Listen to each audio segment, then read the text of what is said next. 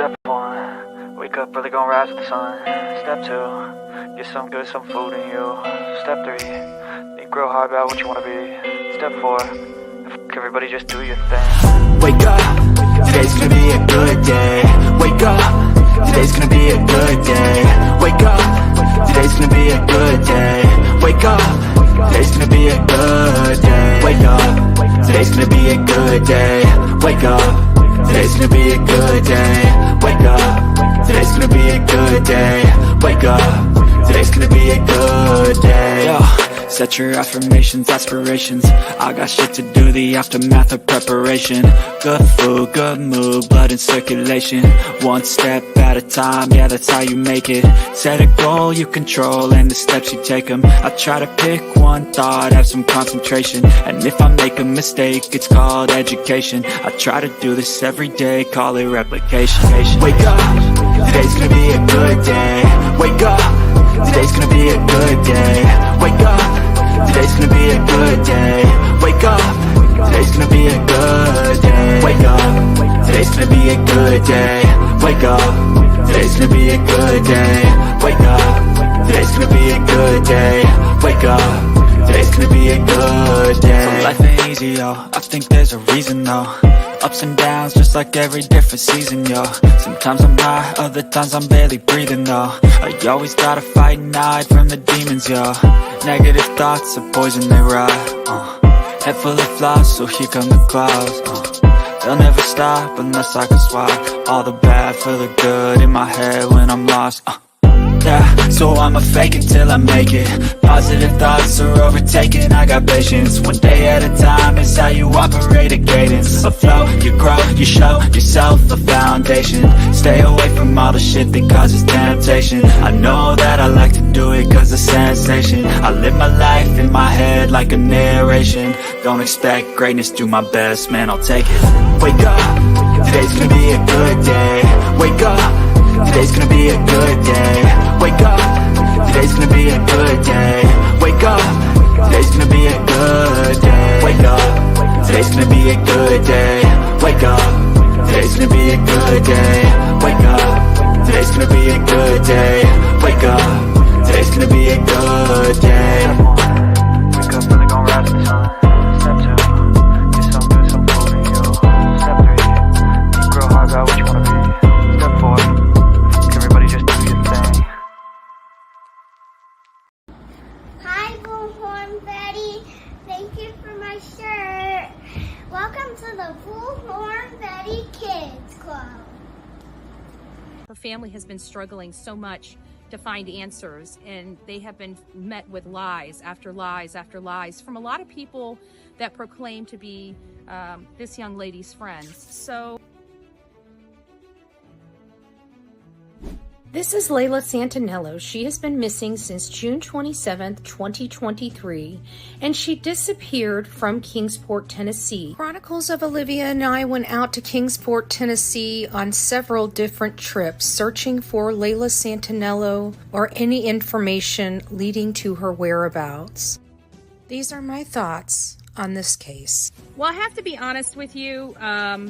I was hoping by now we would have found Layla. So this has been very hard. You know, we want to bring her home. We want to make sure that her family knows what happened to her, I think is really the most important. Her family has been struggling so much to find answers, and they have been met with lies after lies after lies from a lot of people that proclaim to be this young lady's friends. Just like to speak to them just for a moment and just say, if you know something, say something, because her life does matter. For the family members of these people that know what happened to her, it could have been your daughter. It could have been your granddaughter.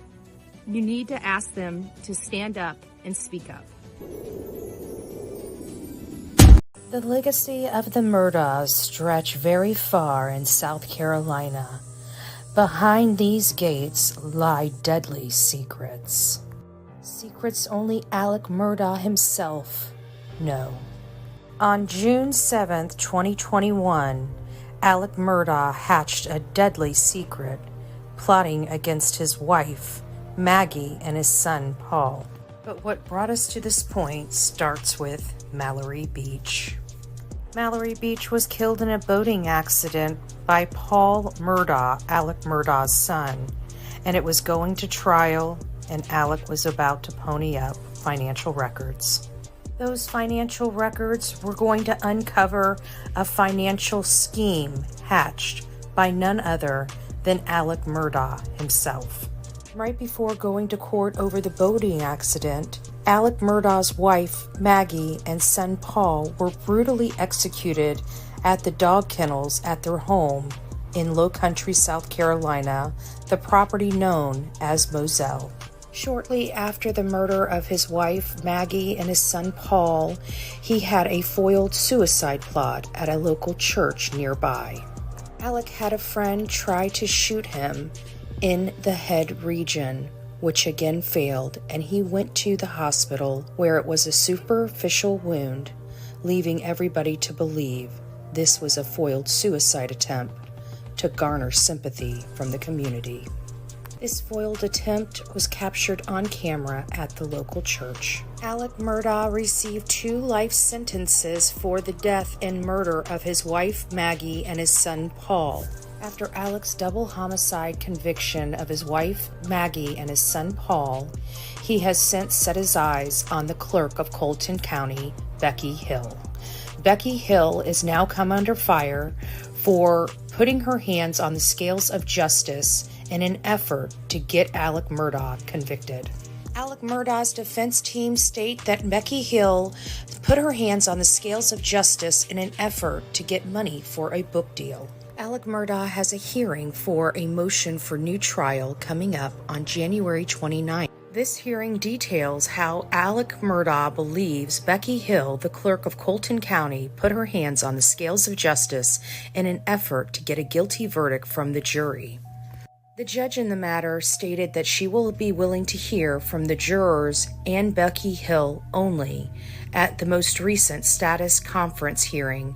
Welcome to the Bullhorn Betty Crime Stories channel as we prepare to go to this hearing to find out whether Summer Wells went missing on June 15th, 2021. She disappeared from her home at 110 Ben Hill Road in Hawkins County. On her 2-year milestone, we placed this banner on the side of the road. Since she went missing, she hasn't been heard or seen from again. While I was visiting the area, I saw Don Wells working on his truck and asked him if he'd come down and speak to me, which he did. Don Wells and I had a conversation about his daughter Summer Wells and information related to her disappearance. Don Wells maintains that somebody came on the property and took his daughter away. He still believes after all this time she has been abducted. His family came under heavy scrutiny, but they maintained their innocence. One thing Don Wells told me is that they have no new leads into anybody that could have been responsible or is responsible for the disappearance of his daughter Summer Wells. Many people across this country want to know what happened to Summer Wells. Where is Summer? If you have any information related to the disappearance of Summer Wells, you are asked to call 1-800-TBI-FIND.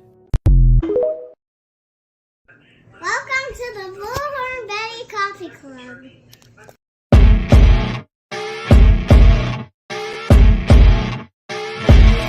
As you wake up in the morning, you want to find the latest, greatest information about criminal cases and have an intuitive conversation about the suspects associated with these cases.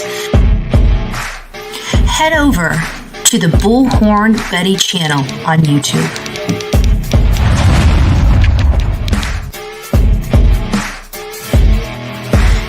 Breaking news right here on the Bullhorn Betty channel. Welcome to the Bullhorn Betty Coffee Club. Enjoy your stay and enjoy your day.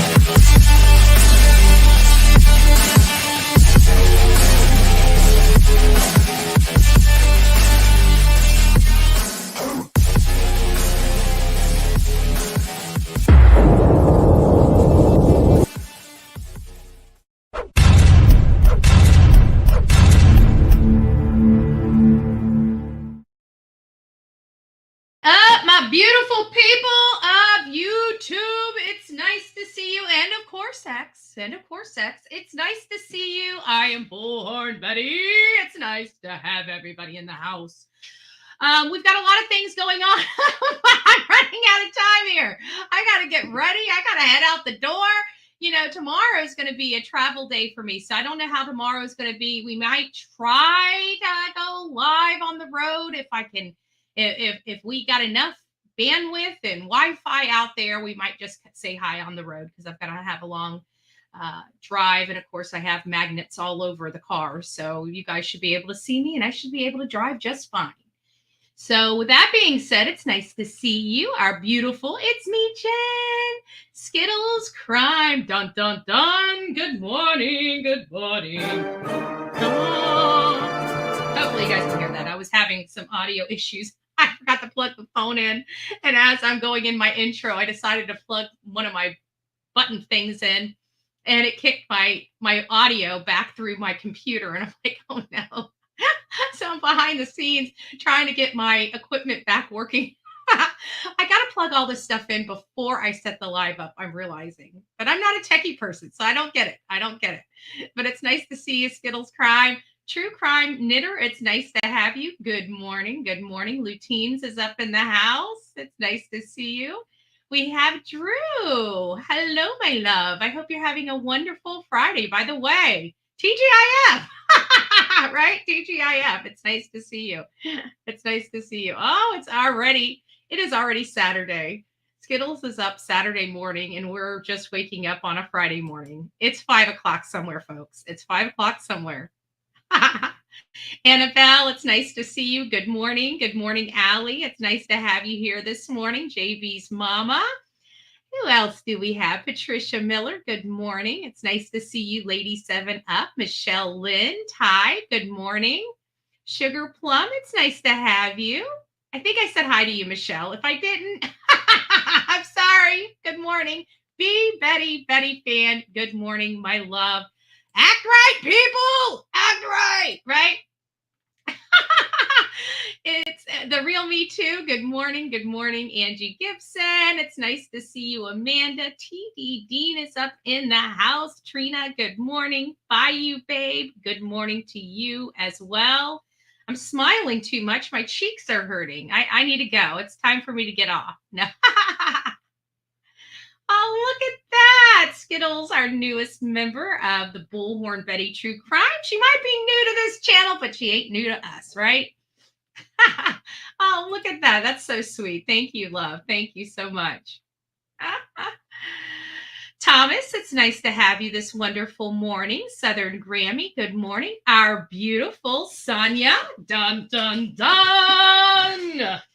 If you would like your newest shirt from our beautiful Sonia, roses are red, skies are blue. I mind my own business, so why don't you?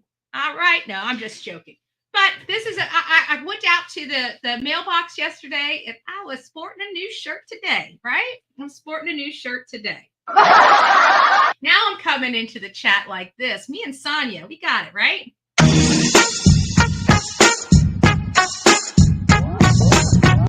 Right? Yeah, we got it going on. Oh, Rusty up in the house too. It's nice to see you, old Rusty. Good morning, everyone. Who else are we missing? Ashley's World. It's nice to see you, Love Bug. You know what? And every time I see your name, there for a while, I kept thinking you were like Ashley Saint. What was it? Saint? Oh, Lord. Our beautiful transparent that was a victim of Turtle Boy. Anyway, if Ashley's out there on the YouTube streets, I just wanted to give a big shout out. Give a big shout out to her. I haven't seen her in here in a while. So if she's in the bushes, I just want to say hi. Kim 22, it's nice to see you. Who else? I just felt like I just ran over somebody. There it is. Courtney Dawn, I just ran you over. I want just bloop, bloop, bloop, bloop. And I'm like, wait a minute. I just saw somebody. Shannon, it's nice to see you as well. I think we're at the end. Good morning, everybody. Boy. I remember when it was only 10 people. It was so much easier to get through our mornings. So yesterday we were here. I had some people. I've been trying to get this house cleaned up. We had the roof put on the house. And of course, that was an arm and a leg right after, well, it wasn't even right after Ian, because you couldn't get a roofer out here. I mean, I had to wait, what was it, 7 months? Good Lord. Anyways, we got the roof on, but everything else in that around the house, it's just me here. So it doesn't, if I can't do it, it doesn't get done, right? And so portions of my fence had fallen down, but my ex-husband had screwed the panels into the post. So when they fell down, you couldn't really pry the post off of it to release the sections that were, nailed together, because there's screws in them. So all 5 panels had to be lifted up at the same time that fell over. Otherwise, we have to destroy the panels. So the fence has been down in the backyard for a significant amount of time. I have to tell you, these beautiful people came over here and lifted my fence. So again, I want to shout out to all those beautiful people. They came over here, they lifted the fence, they took out the weeds, it just, all in all, the backyard finally looks. And of course, a few weeks ago, I got the trailers out of here because my ex-husband took all the tools, but left the shitty trailers. And I don't have a truck anymore. I sold the truck a couple of years ago. So I can't move the trailers. Trailers are gone. Now the garbage is gone. So I am hopeful that we are going to be going live from the backyard in some fresh air in our foreseeable future, right? Not in the next week, because I'm going to be on the road, but in our foreseeable future. But yesterday we were here and we were talking about, updates on the case. We went through the Savannah Soto case and we gave them the update on that. And basically the update is she was finally laid to rest, which she should have been laid to rest a long time ago. This case was just, I can't even imagine. I can't even imagine their family having to see their grandchild for the first time like that. It almost brings me to tears. Like, it's hard to even to say that in words. Oh my goodness. Thank you, Shannon. If you received your Bullhorn Betty Crime Stories gifted membership, don't forget to tell our beautiful Shannon. Thank you. Thank you so much, love. And we also went over some of the updates. For, what else did we go over? We went over Brian Kohberger. We know Brian Kohberger's attorney's trying to now bring the public in. I'm not complaining. I've been wanting to come into this case for some time. I wanted to know some more details, because let's face it, we've all had questions, especially up front. Before the probable cause affidavit was released, we were all sitting with bated breath when it came to Brian Kohberger, because we knew this guy was arrested. We had no idea who in the world this man was. And he's being accused of killing, 4 University of Idaho students. And he just came from left field. So there, for a while, we're all, I think, naturally saying, do they have the right guy? Right? And what put us over the edge of them having the right guy? It was the probable cause affidavit. Well, they're challenging the indictment, the grand jury indictment. They had a whole host of reasons, very weak reasons, in my opinion, related to the instructions that were provided to the grand jury. Let's face it, this is not the first time the grand jury's heard a case similar to this. I mean, not as high profile, but I mean, even Major John's case. 4 people lost their life in that case as well. But it's not as high profile as this particular case. But again, what I'm trying to say is that this stuff happens. Whose birthday is it? Is Shannon's birthday? Oh, whose birthday is it? I keep going. Is it your birthday, Shannon? Do I need to put my hat on? I got the hat over there. Do I need to be cleaning my pipes out? Is it Shannon's birthday? I'm not cleaning my pipes out for nothing. It's my birthday. Here's a couple of presents. Oh, it is. Okay. Give me a minute. I don't know if I got the glasses. I got the glasses. On such short notice, too. See? Bullhorn Betty's got this thing. Look at that. Impromptu birthday. We have an impromptu birthday. I got to get the glasses on. Gotta get them on.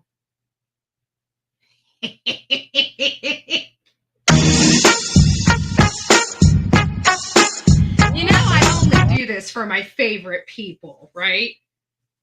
Just because it seems like I do it for everyone. So, I hear. Oh, I'm breaking shit over here. I hear we have a birthday in the house. Don't you know? Oh, your candles aren't sticking up. Heck, come on, candles. Do I need to put something in there? My candles aren't sticking up. There we go. All right. I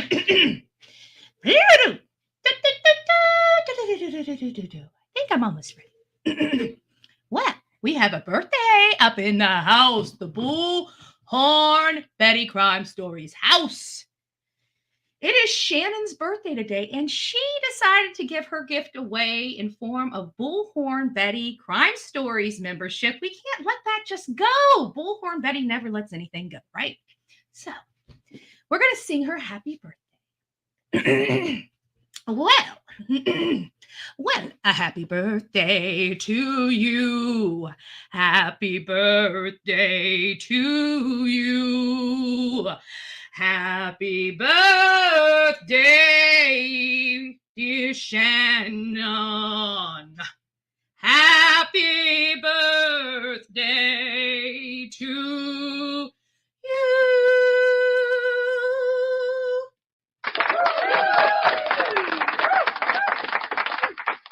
All right, Shannon, we love you. We love you over here on the Bullhorn Betty channel. Hopefully I wasn't too loud. Hopefully my bravado came through. Happy birthday to you. I got to be honest with you. I can't see with these glasses, okay? I really can't. I don't know if I told you lately, but I'm old as dirt, and I'm blind as a freaking bat.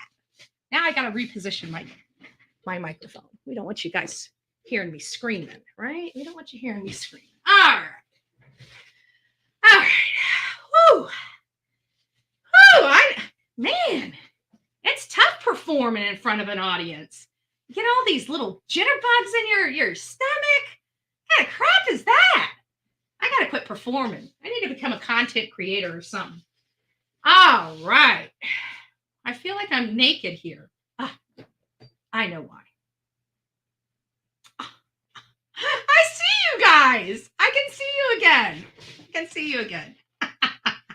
It looks like we ran a few people off. I'm sorry. I can't carry a tune in the bucket over here. But you know what? Bullhorn Betty did debut, right?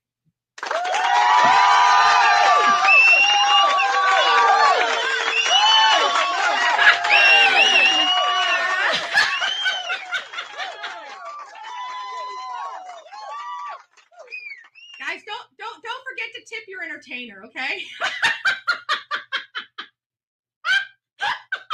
Oh, Rusty. You know, I gotta tell you, I have the tune of my little sister.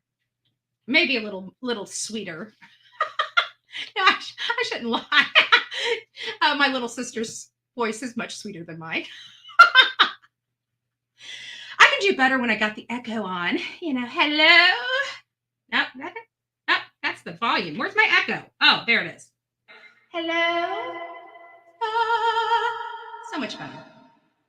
I need to stop. All right, guys, enough. So anyways, Brian Kohberger, you know, they've been out. They want us in now. We want to know what's going on. Did they screw up the indictment? I think the people are entitled to know, because again, if you really, it's kind of like a Stacey Wandra argument for me. Like, where did he come from? Had they not arrested him, we would never have found them organically. You know what I'm saying? He wasn't somebody that was noticeable or that was linked really well to him, you know? So, Betty Boop, Devil Doll, it's nice to see you. Good morning. We're having fun over here, Bullhorn Betty style. And I got the perfect cup. Jen is our friend, right? She gives us all the raunchy stuff for the show. That was bullshit. She keeps us laughing. So if you haven't told It's Me, Jen, thank you in a while. I got to tell you, this cup of coffee tastes better coming out of this cup than any other cup I have. Then we went over to Alec Murdaugh, and I've got a mess of papers that we were supposed to go over today that we're probably not going to go over because we have this stuff that we're still going over with Summer Wells, and we're going to the Alec Murdaugh. And then this afternoon we've got Brian Koberger stuff. So it's it's just killing us to go over these documents, which probably, I always believe things happen for a reason. And when we should be going over these documents is out front of the courthouse as we're leading into the motion for new trial and getting everybody up to snuff on what to expect inside there. Because right now we're learning today, we actually have one of our beautiful subscribers at the hearing right now. I didn't realize this. Apparently, I missed the news flash when it came to Alec Murdaugh that they're having one of the juror members today. There was some kind of scheduling conflict where this particular jury member could not come next week.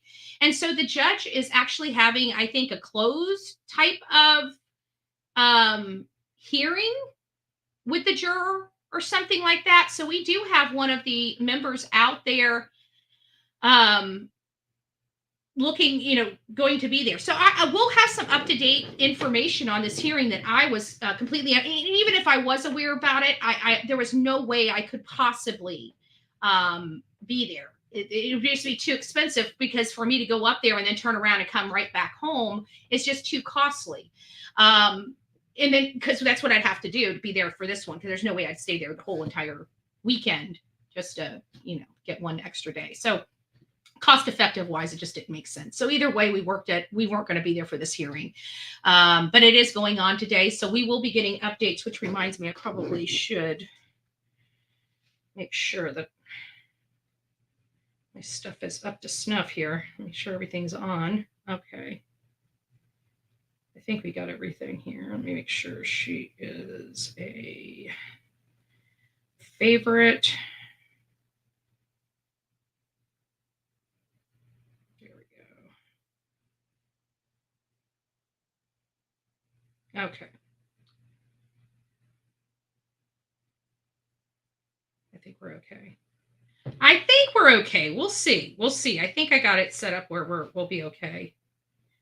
Oh, Unicorn. I just noticed that you tried to reach out to me. I'm sorry. I am so sorry. Good morning, Unicorn. I don't know if Unicorn's out in the room or not, but she'll get us on replay either way. So that's kind of the update for Alec Murdaugh. Let's get over to Summer Wells because this is going to be a little more drawn out. If we get any information about Alec Murdaugh while we're going over the Summer Wells stuff this morning, we will definitely stop and look at some of the things that are going on with Alec Murdaugh because that's going on in real time. But for all intents and purposes, what we're going over today is just removing the illusion about Don and Candace Wells. I think a lot of people forget about the Summer Wells case or are coming in so far behind the real, what really happened at the time it was happening.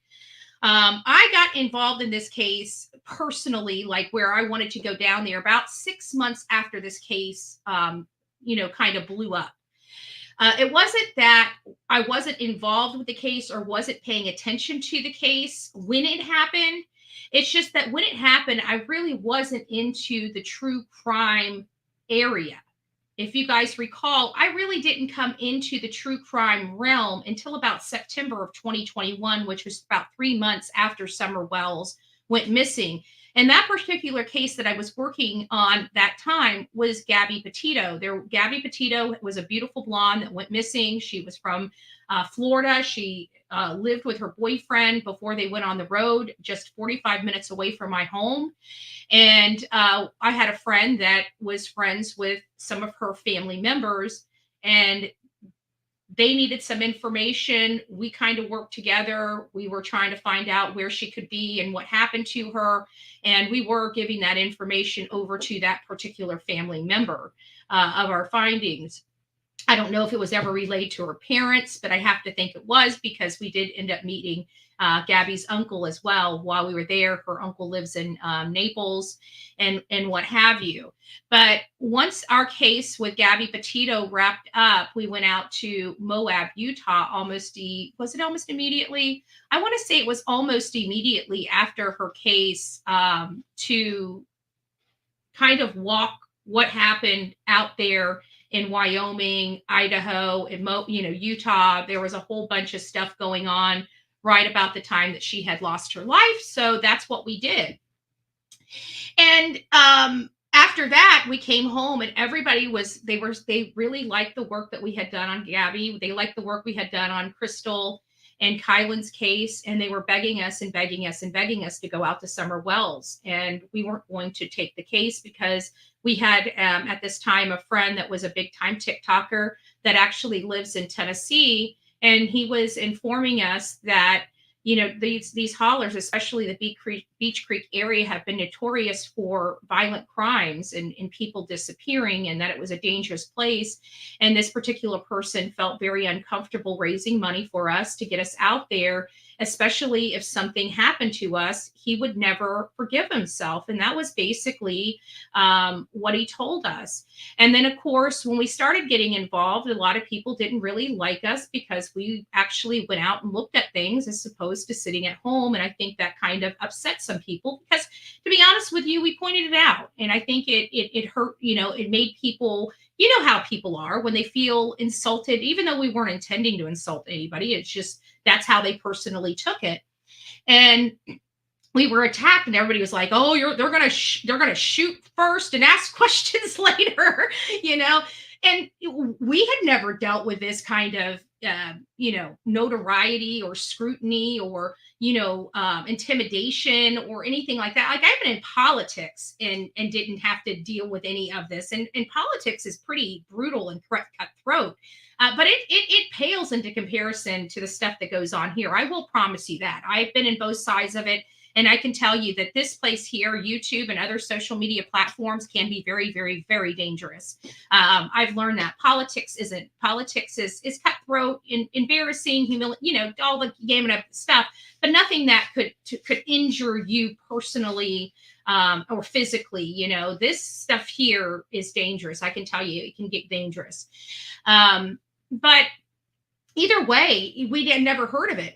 So we were kind of a little terrified in a sense to go out there, and kind of why we chose to grow into a larger group, right? So it was just different measures to keep us safe. And, MGL really kind of fell in love with this child and really wanted to do her part and help. And I know she's a little controversial and what have you. And so are many of us, right? So are many of us, especially when it comes to advocacy and activists.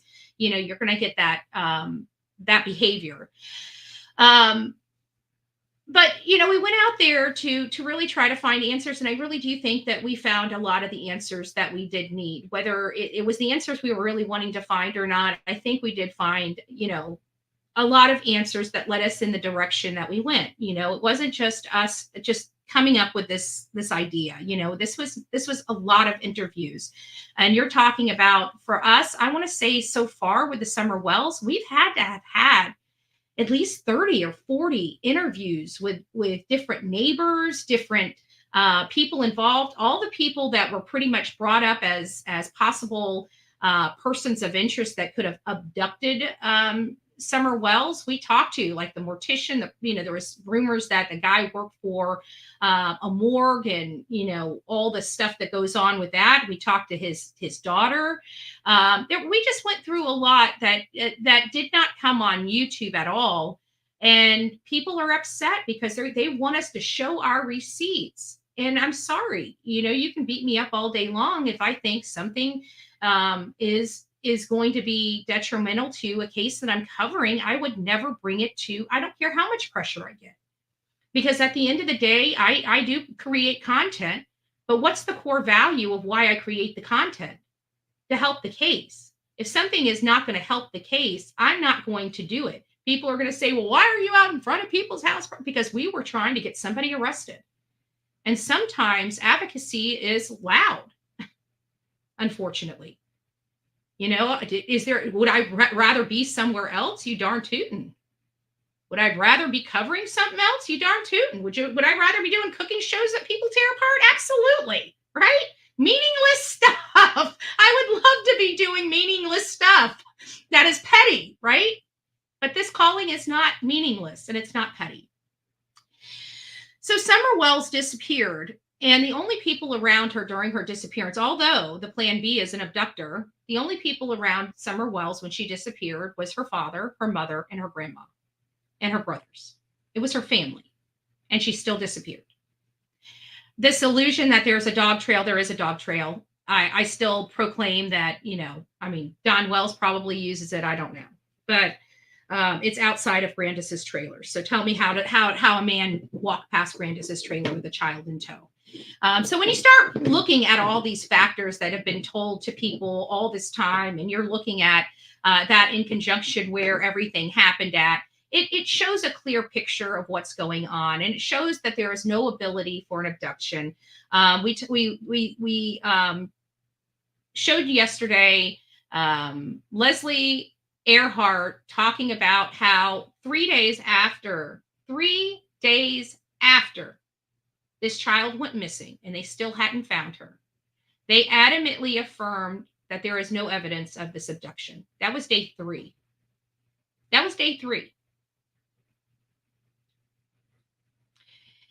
They have not come off that.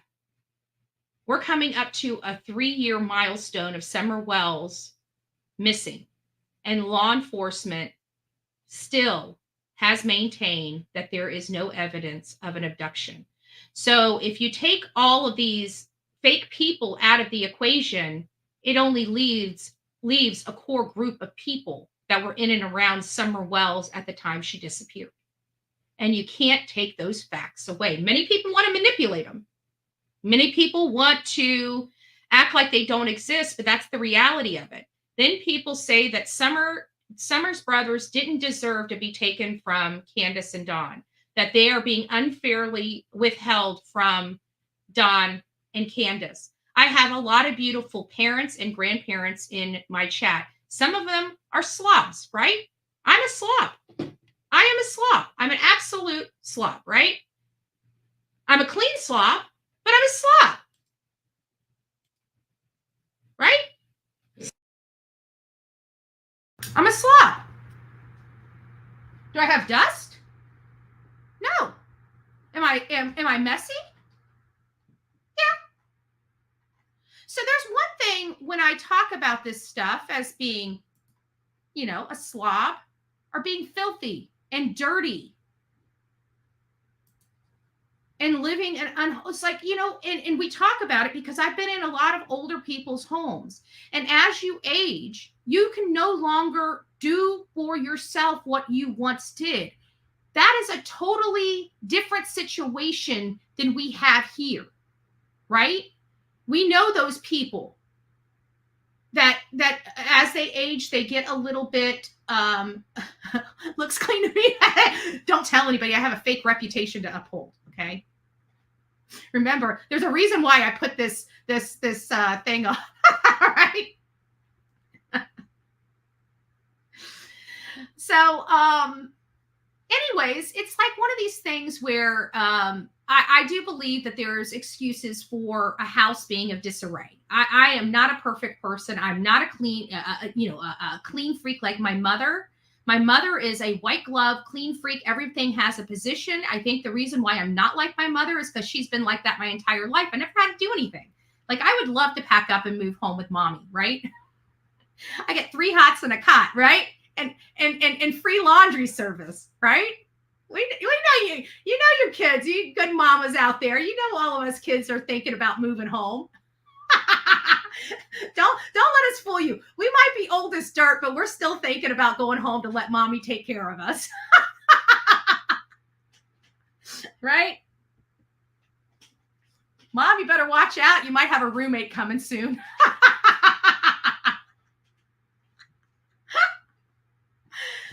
Oh, good Lord. Oh, good Lord. So so we have these, I understand that, people's houses are not going to be, immaculate like my mother's. Okay. I understand that. And I don't think they're going to be as slobby as mine, right? I'm a slob. I don't like making my bed, but I do here and there, right? I like putting my cereal box on my dining table. I like coming in from the mailbox and throwing all the mail on the dining table. I like the dining table to be the collection spot of all the crap in the house. Okay? And then when it gets too high, I get frustrated and I clean it up, right? Like any normal person. My mom's a little different, right? It never goes on the dining table to begin with, all right?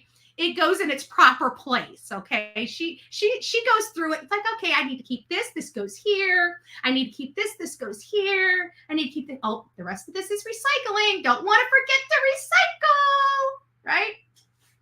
Mom's perfect, right? I don't know why, everybody talks about this fruit in this falling in this tree. Of all the things that I wish that I was the fruit that doesn't fall too far from the tree, it would be my cleaning abilities, right? Not even my cleaning ability, my organization abilities. That would be the one thing that I wish that when we say the fruit doesn't fall from too far from the tree, I wish that's what they would be referring to, right? That's not what we get with the Summer Wells case. You've got 3 well-bodied adults living in this house. You have 4 children, all of which are old enough to walk, talk, put their toys away, make their beds, and start folding their own laundry and sticking it in their drawers. They're at that age that they should be able to start learning those tasks and chores. 7 people live on this property. So this is where we are going to be going through this. We are going through this video. This video was captured by Chris McDonough. Chris McDonough is a retired detective, and he looks into this. He was actually out here. He was the first one that brought this rare event. I don't think Candace has ever let another person in this home to go over this. So obviously the only footage anybody can use for capturing this is done by Chris McDonough. Obviously we're using this under fair use for criticism and commentary purposes. And we're going to be discussing what we find. But I have to say, this is pretty shocking. To me, it's shocking. It's shocking to me that young children, and I know it happens, and I know it happens a lot in this area. I don't know why, but it does. And there's a lot of stuff. I don't know if this is trash. I don't know why they're keeping it. It just looks like a bunch of junk to me.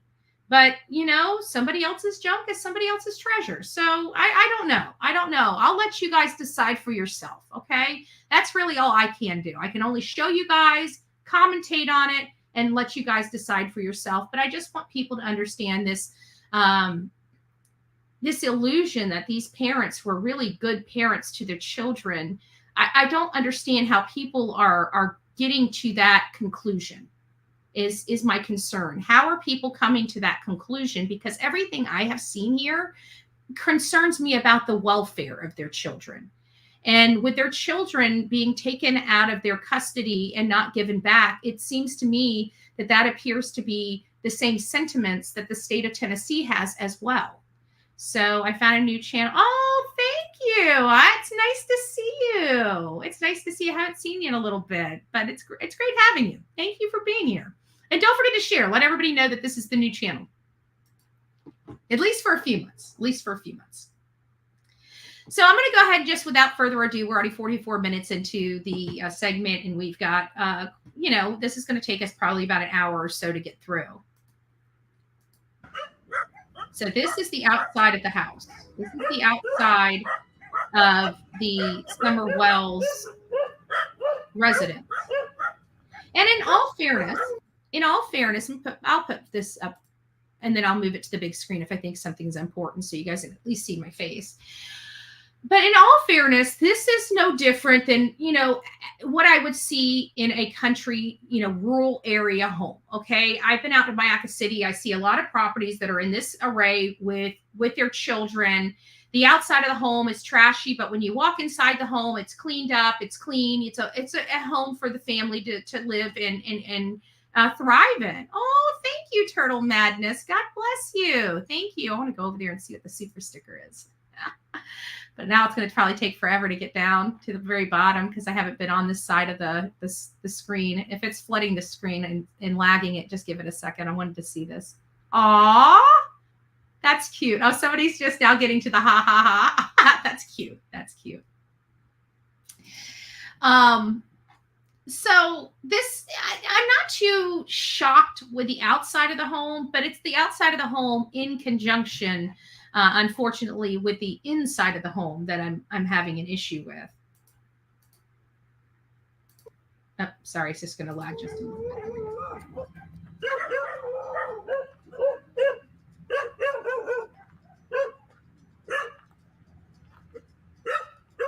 And that's the dog trail right there.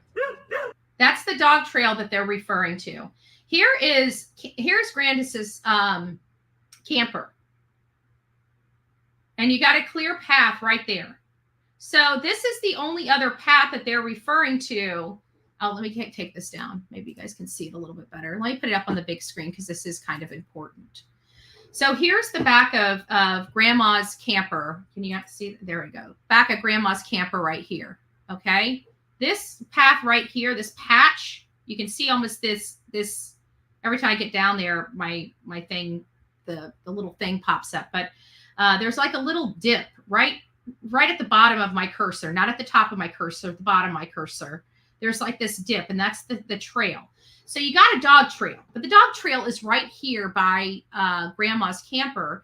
Again, leading me to believe, how people were bringing up these dog trails as a way to prove that there was an abductor on this hill that took Summer. Okay, well, Candace said that she was in this camper and walked back and realized that Summer was gone. So tell me how a man was able to snatch Summer and walk past both Grandis and Candace and not be seen. And not be seen with Summer. Again, these are things that people need to be asking. But a lot of people want to sit there and throw things out. Well, there's a way. There's dog trails. Well, okay. Where are the dog trails? Oh, so what? Now we're saying that they went right by Grandis? Allie says, hold on. There it goes. Both different and cadaver dogs, helicopter with heat signatures. They need that Toyota Tacoma driver. The Toyota Tacoma driver was Don Wells. Don Wells drives a Toyota Tacoma. And they were talking about the red truck and Candace saying she'd never seen a red truck like that. And it's funny because there's always a red truck. There's red trucks literally right down the road from them. There's red trucks all over. So I don't know which red truck they were referring to. I haven't seen a picture of this red truck. I've only heard about this red truck, but they're in the grand scheme of things, there are plenty of red trucks in and around that area. When I was there in 2022, I think there was at least three different red trucks within a 1/10 of a mile of their home in a rural area. So I don't know. I'm not sure. I never really put a lot of weight in that truck, but it doesn't mean that it doesn't mean something, in all reality. But that's where the dog trail is, right there.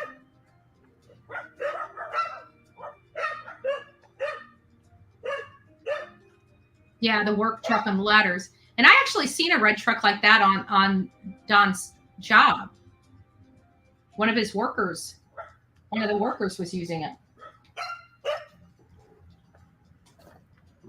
Might even be a Tucker Company truck.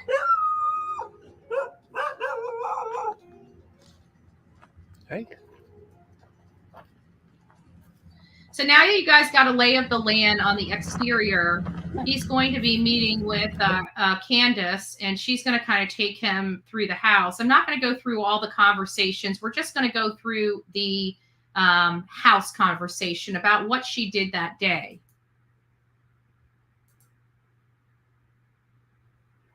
Oh, I must have hit something. Hi, I'm Nicole Hockley from Sandy Hook Promise. I know this is hard to hear. I know what it is. It's because I'm on a different account. Let me pull this back just a second. For whatever reason, it's on my account that has ads. Let me get this switched over to a different account. I thought it was on a different account, but I guess not.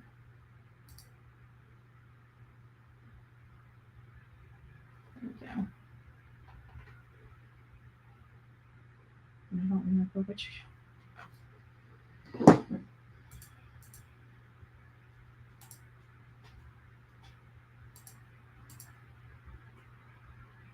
Crap. House part 2. Let's see. It just ended up going out. Hold on one second.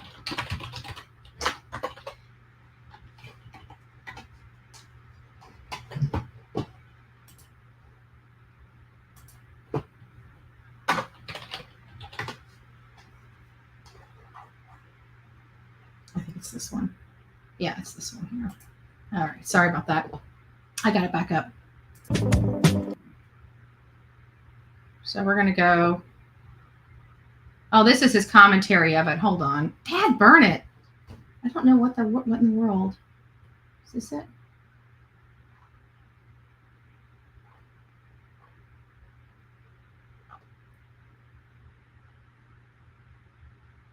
That's Warrior's Path.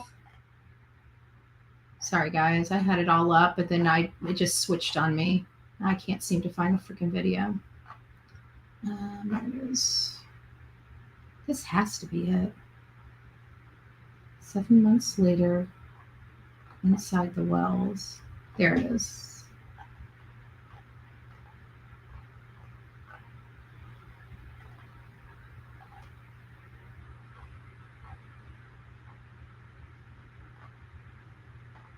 Does anybody remember which one it is? I can't seem to find it. I'm having a hard time here. All right, well, I'll just go to the one that I know.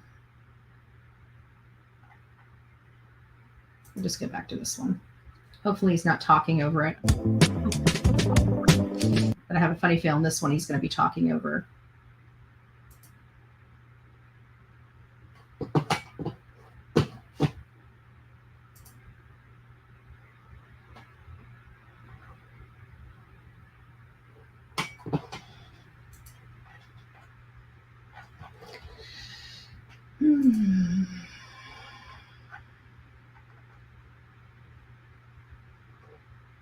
Here it is.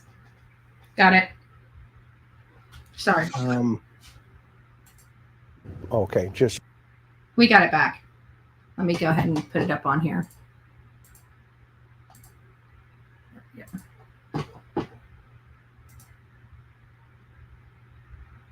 Hopefully it stays on this one. I have to use this channel because this is the one that I don't have commercials on. I pay for the services. So we're going to go back to when she goes into the house. And we're getting up to that point. And so here we are, right here. Oh, she liked it. She just liked to swing. All the kids did. Now, I don't want to talk about the boys right now because I know that's, a tough another part of your heart, okay? Yeah. And that's none of my business. Right. I'm not here for any of it. You know what I mean? I'm not here to judge anybody, right? Right. I'm here to talk about something and help you find someone, okay? And help anybody find her, okay? That messaging. Okay, so you go into the house. Go in the house. Can I follow you in, or do you comfortable with that? Huh? I don't know what about this. Still a cat. And is this they're going to attack me? No. Oh, I was just I'm teasing you. The dog's going to attack me. All right, here it is. All right, well, we walked up in here and we got. Yeah, I know. Right there. You know.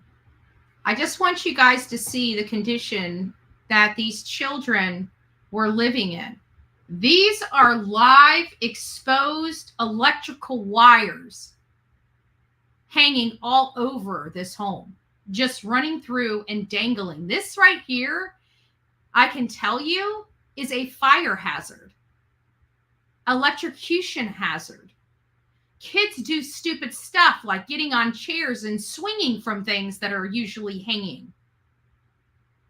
This is a very concerning home with all of these electrical cords running all over this house. Never mind this stuff. They're saying that she washed clothes. Look how many dirty clothes are literally laying everywhere. I don't understand if this is okay. If people think that this is something that 4 children should live in, can you imagine the breathing issues with all those animals inside, all the dirt coming from outside in, and then all of this stuff? Never mind all the electrical cords that are just hanging freely, providing the whole house power. This is electric that can kill someone. Oh, I know, right? So, okay, watching TV. Where's Summer? Summer, she was with me. Okay, so walk me through that. All right, well, we walked up in here and we got Josie, Wyatt, and Waylon, the boys. Right, Well, you put the groceries down, right? Yeah, well, we went back out and then we brought the groceries in and put them down.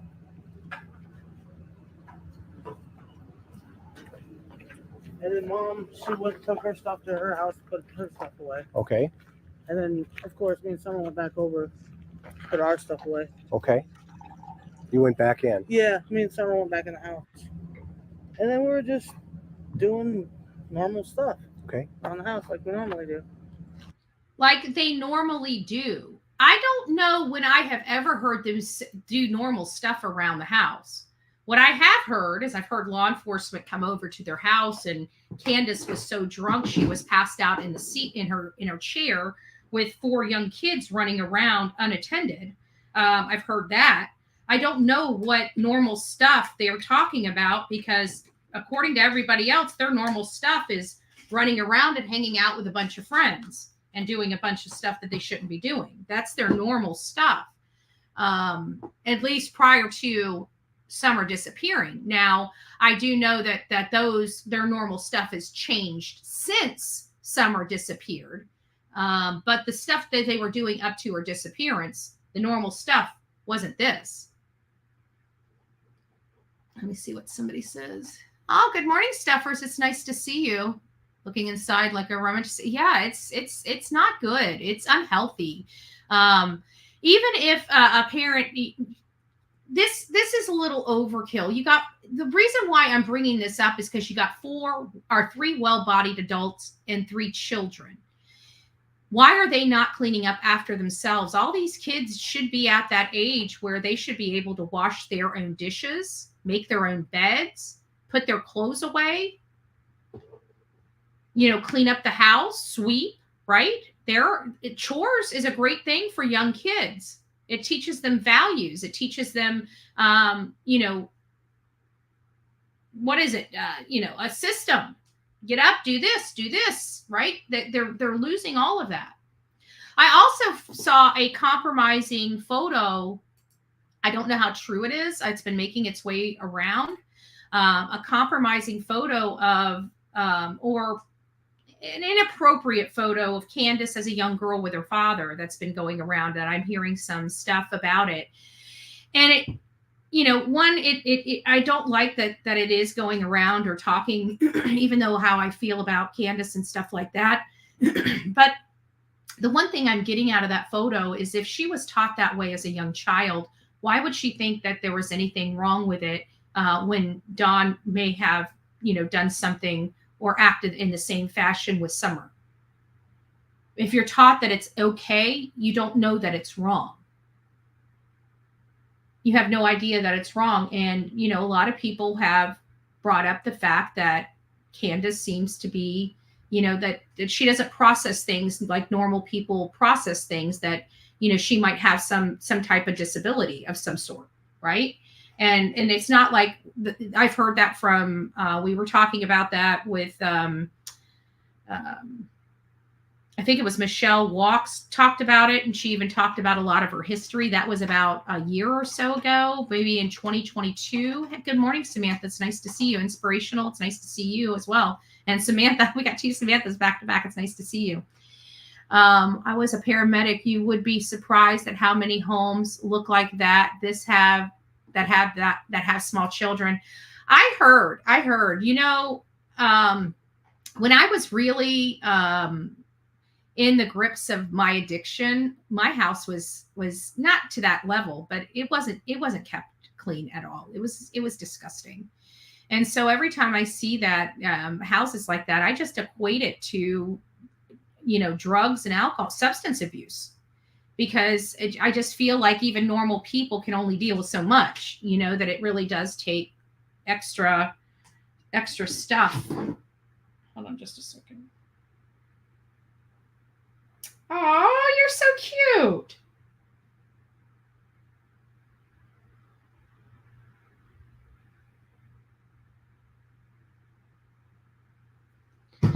So getting back to this, now we're going to go inside the house. Again, the inside of this house is pretty remarkable, but it's not really just the inside of the house. It's where Summer's room is inside the house. And we're about to get to that portion of this video now.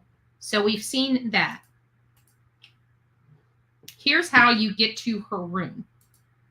Oh, down into her bedroom. Our bedroom, and then hers is on the other side. Oh, okay, in the basement. Yeah, in the basement. Well, this makes So they basically say that the entire family lives down here in this cubby. sense now, see? And then I yelled, I said, Summer. And she didn't, I listened for a minute, I didn't hear nothing. So I went like this, because this is how I would get down here. Yep. Well, I don't know if you want to come down here or not. So my question is, even this, when she was hollering down there to Summer or whatever, you would think that she would have hollered down there and maybe walked outside, because the outside's right out that door, and maybe went into the basement door from the outside if it was unlocked or open or whatever Don tried to say it was. But apparently she decides to crawl down this little cubby to see if she's down in the basement. Apparently, I don't know. That's what she said this entire time as well. Do I got to be tiny to get in there? No, you should. Can we come in from the other side? Well, we can, but it makes more sense if you went this way. Okay, I'll follow you. Oh man, good grief, No, I know girl. if my 6 foot husband can fit down here, you can. Huh? My husband's 6 foot. I know if he can fit, you can. This. Oh my gosh. Look at all those power cords. This is mine. More power cords. Let me pause it. Let me just back it up just ever so slightly.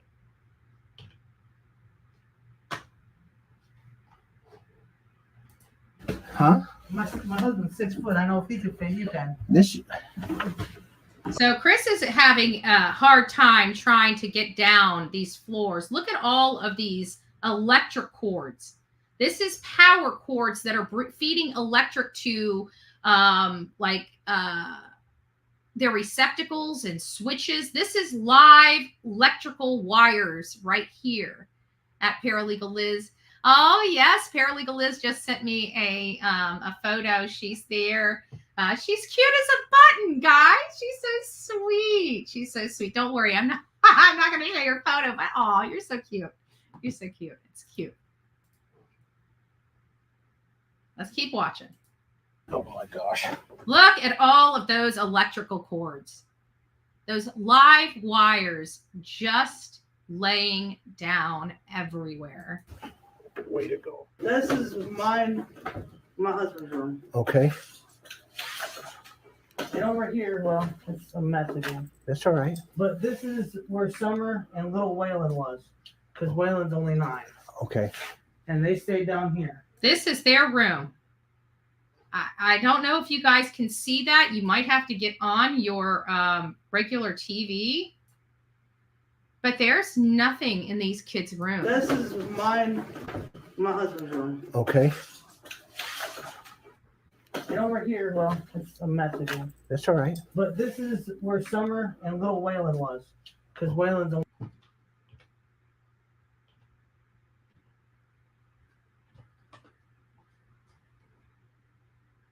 Let's see, I'm at 12. We want to get right at, I think it's 15. That's the room. There's nothing there in that room. But this is where Look Summer... at that. There's nothing in that room. There's nothing. And little Waylon was. Because Waylon's only 9. Okay. And they stayed down here. Look at that room. There's nothing in it. There's no real toys in it. There's just mattresses on the floor, it looks like. It's sad. It's depressing. Okay, guys? It's depressing. And these are all her toys, all her Paw Patrols, All her movies. She's got a movie about the Savior. The boys And that- what she considers toys, guys, what Candace considers toys for her are little toys. She calls those things that they get at the dollar store, toys. And she's so proud of all these toys Summer has. But they're all on like 2 shelves of these little, that's what she had to play with. There were no real toys here for this young girl to play with. And the real good toys that she did have to play with, like her little pink, it's one of those, I want to call it a bike, but it's not. It looks like a 4-wheeler, but it's not powered in any way. It's one that you have to put your feet on the ground. You know which one I'm talking about, and it's pink, and it's got the wheels for it. It's for a little girl, little kid to play on. It's like, maybe, I don't know, 2.5 feet long, and they just sit on it and scoot. That was off the mountain. That was hanging off the mountain. So any real toys that she did have that she could play with appeared to go off a Kettler car, pedal car. Yeah, but it didn't have any pedals. You had to use your feet to move. It had wheels and everything on it, and the bar moved, but it was one of those that the kid had to, push with their feet on the ground. It didn't even have any, any pedals or anything like that on it. So that was on the side of the mountain. So those were the only toys that I could ever really see Summer playing. She didn't have anything to play with, really. Power wheels. Thank you, Angie. Yeah, exactly like that Flintstone car. Yeah, like that too. I brought back down here after she went missing because I didn't want them upstairs. Look at that room, just bare. It's just And depressing. this is all her toys. These are all her toys. All these toys that are down here are all her, except for like the trucks and the Teenage Mutant Ninja Turtles in the game system. That's the boys'. Okay. But them are all her toys. And she's really into Paw Patrol. I see that. I've been collecting from day one. And these are all her little ponies that we 10 on windows. And then these are them girls that she liked. The one thing I get, that seems like it just really is so profound in this is the fact that the way Candace is handling herself, she thinks all of this is normal. She thinks that a girl not having really any meaningful toys is normal. She thinks that throwing a mattress on the floor and just having a place for somebody to crash that's not on the concrete is normal. She thinks this life is normal, and that just tells me that she herself has lived like this, that this is what has been when you live a certain way, you expect to live a certain way. For example, if you come from a family with money, living without money probably feels like death.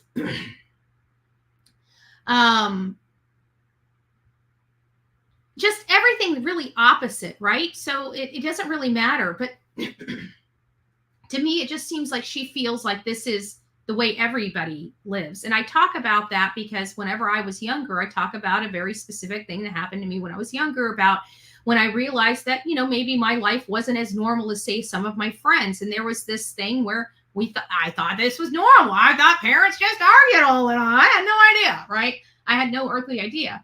So it's one of those light bulb moments, like where I keep looking at this, but I think this is the first time that I looked at this and said, you know, and maybe I might have said this in the past. Maybe I got that vibe the last time we went over this video, but I feel like this is they're doing all this because this is how they were taught. This is how they were taught to live, and that cycle was never broken. New fashion. I don't know what they are, little princesses or whatever. She's like all kinds of. Here's one of them bracelets. Oh, that's just one of them. What do they call these? Oh, this is a little pony bracelets. Yeah, I don't know what they were really called, but she liked them, and so I just every time I go to the garage sale, I'd buy her what she wanted. Okay. You know, whenever I got a little bit of money, I spend it on the kids. Yeah, this is her. This is I understand her now. Yeah. Even better. Thank you. You're welcome. This is really important. But yeah, I come down and I searched. I looked. But you see how Chris handles himself? He's not he doesn't appear overly shocked, you know, but he does say cueing information like, I understand her a little better now. I understand her a little better now. When I heard him say that, I didn't get, like, I got like, he kind of knew right then and there that this girl wasn't living a wholesome, you know, that the lifestyle that was created by her parents wasn't wholesome or good. It just doesn't appear that way. You've got, you know, mom and dad, there's no door on this. Mom and dad literally on the other side of the wall. What do these kids see in that house? You know, they've probably seen a lot of stuff that young eyes probably shouldn't have seen, you know, and it's just with Dawn and Candace getting intoxicated. God knows what those kids have seen. This is not a, you know, I want to take away this illusion that, you know, Summer had this great life and Dawn and Candace are just being picked on. That's not true. It's just not. Yeah, Allie, and yeah, they said it did go to the road, but it didn't show that it just showed that she went to the road. And who took her? Who took her? I wonder if they look underneath the beds under there. We can't really get on. I can't get under there. Yeah, But I looked under there, looked under every blanket I could possibly look under. Yep. And then I come over here and I look on one side and see nowhere. And I don't recall if this was locked or not. I don't recall that. Okay. But I know it's hard on. So Candace is saying that she can't remember whether that door was locked or not. And we have Don Wells adamantly stating that it was unlocked. How would he know? How would he know if the one person that was there didn't? You don't believe me? Let's listen to that again. She didn't remember where it was. Let's listen. Look on one side and see nowhere. And I don't recall if this was locked or not. I don't recall that. Okay. But I know it's hard on. But I know I did come out here and I said Summer, because sometimes she'll sit right here and just sit here and play just for, you know. So she has no earthly idea whether that door was locked or unlocked. She just remembers going at it. I don't understand how she can't remember whether she unlocked it or not. But, you know, in all fairness, when you're kind of, you have anxiety, like say you can't find your kid, I'm sure there's a lot of actions that you take that you're not thinking about. Your body's just moving in that anxious motion. So there is the possibility that she was frantic and unlocked the door or just opened it. But I think one thing that we can deduct from her statement is at least the door was closed. So the door had to be opened, whether it had to be unlocked and open or open, that door was closed. And nobody heard that door open or close inside the home or outside the home until Candace went at it. Usually when she comes out and she goes directly that way up to the swing. Oh, okay, so this is like her. Yeah, she come running out. Yep. Oh, yeah, you can see the path here. Right to the swing. Right, you can see where she could have run right up to here. And here. this is all the further she would go. She wouldn't leave. Okay. She wouldn't go nowhere else. So even the parents are saying that she would not leave. Okay, so We have law enforcement. We have law enforcement saying there's no possibility of abduction. And we've got the parents saying she wouldn't just walk off the property. Let me repeat that. Law enforcement says there's no possibility of an abduction. And she says there's no possibility of Summer just wandering off.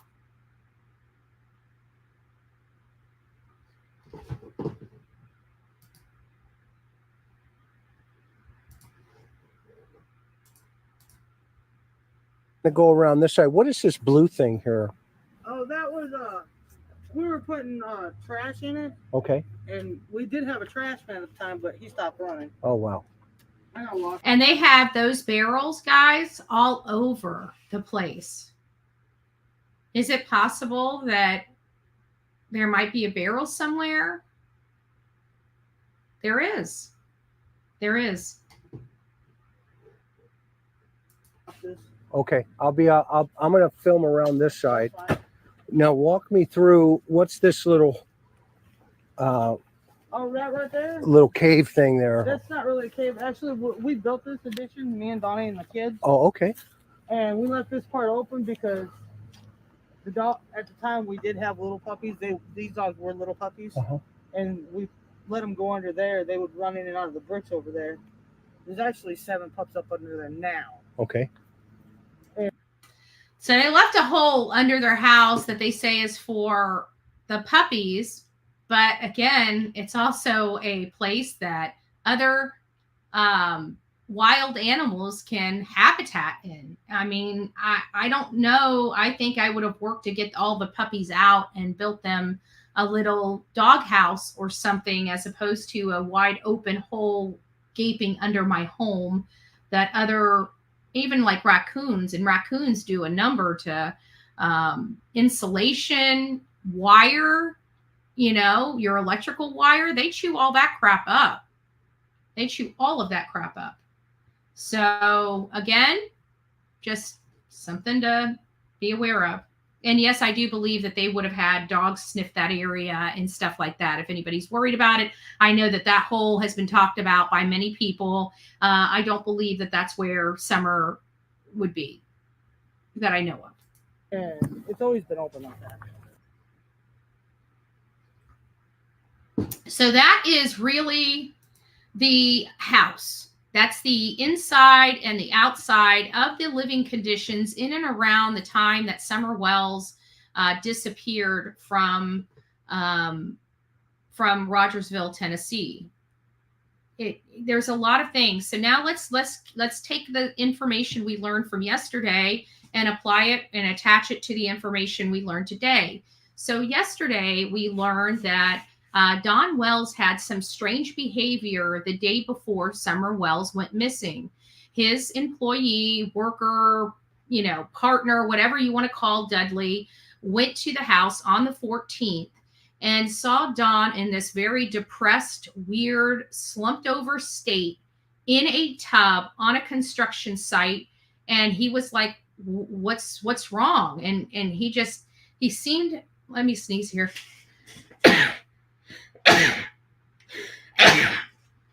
Excuse me. And he described seeing Don in this weird state and never quite understood why he was so depressed. Nobody really understood that. Nobody could quite grasp why. And then from Don, this last trip, we did hear that there was a Department of Children and Family Services that went to their house the day before. But other than hearing people say that, I've never been able to corroborate that, because unfortunately the Department of Children and Family Services are a very confidential organization, and I have a problem with that as well. But you don't really get a whole lot of information when it comes to these children cases to protect the children of the cases. And I think that that's wholly opposite. We need to know so we can protect the kids, not only from their parents, but also the system as well, right? Because we don't want to believe the system can be corrupted, which we all know it can be. So there's a double-edged sword here when it comes to this DCS or DCF claim. and whether they were there. Well, this last trip, Don Wells did inform me that that is a true statement, that the Department of Family and Children's Services came over that evening on the 14th around 6:30 at night. When we rewind a little bit. So now you take Don Wells' odd behavior the day before Summer Wells went missing, the fact that Dudley, a person that knew Don, worked next to Don, had a lot of information on Don, his comings, his goings, what substances he liked, didn't like, how often his kids were on the job sites, what type of, condition they lived in, a whole host of stuff Dudley knew about because he had been working with Don Wells for some time and knew him even before that, before they started working together. So you take all that weird behavior. Dudley was fired before the end of that day. Don goes home. He's met with the Department of Children and Family Services around 6:30 at night. He reports that everything appeared to be in good working order, that according to the Department of Children and Family Services, they were going to drop the case. There was going to be an unfounded complaint. When the Department of Children and Family Services were leaving, Don Wells told me that one of the supervisors, the female of the duo that came out there, saw Summer on the side of the house and walked her away and chatted with her just for a few moments. And that was it. And they all left. No big deal. That's the way it ended. Well, fast forward to 24 hours later, Summer Wells is disappeared. She's gone. She has never been seen or heard from since. And there's been a lot of speculation, a lot of scrutiny on this case since Summer Wells went missing. We analyzed their movements from their entire day. We took Hunter's statements about where they went that day and what they did. And we went to all those places and recorded those for everybody to see what those places were. One of the troubling things that I know is that one of the places they went, which was the hippie house, which sells, THC or hemp-based products at these stores. So it's more of a hemp-based product store, if you get my drift, what in the smell and everything. It's a hemp-based store. So why is a young child going in there with a teenage boy and that mother, and she's trying to say that she only got nicotine vapes, but she had already been to a store previously and got nicotine vapes. So what were they really doing there? I don't think they were at the hippie house to get nicotine vapes. That's not the store you get nicotine vapes. Can you get nicotine vapes? Yes, you can. I know you can. I purchased them, but guess what? There are no Skittles. You had wintergreen, mint. I can't remember. It was some mint and some other stuff, but there was no Skittles. There was no real flavored nicotine. If they have them now, they didn't have them then because I was at the store and I bought what I could because I don't do the hemp stuff. So I ended up getting the THC products. I bought 2 of them. I didn't even like the flavor. It was disgusting. So I ended up throwing them away. Blew $300, or not $300, but $30 and ended up throwing the vapes away. I didn't really care for them. It's not, those vapes weren't products of the hippie house. They were just a supplier of them. The one I happened to get just wasn't my flavor. It was weird. It was wintergreen and I didn't like it. Also on Chris McDonough's interviews, he actually has Candace go down to the water hole, and the water hole is a little weird too as she's describing her day. And when she's describing her day at the water hole, it's much different than what Hunter described the day at the water hole to be. The day at the water hole, Hunter said that she talked to Don, and Don was on his way home with the boys, and that's it. Hold on a second. I think this might be it. I think this is just his discussion of it. I want to find the actual interview to the water hole. That's the one that's needed. Here it is. No. Uncut interview with Hunter and his. We need to go over that now that Allie is gone. That breaks my heart that Allie's gone. It really does. Let me go over here and put Waterhole in.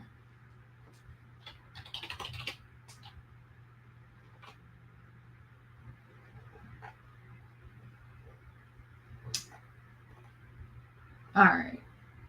Here it is.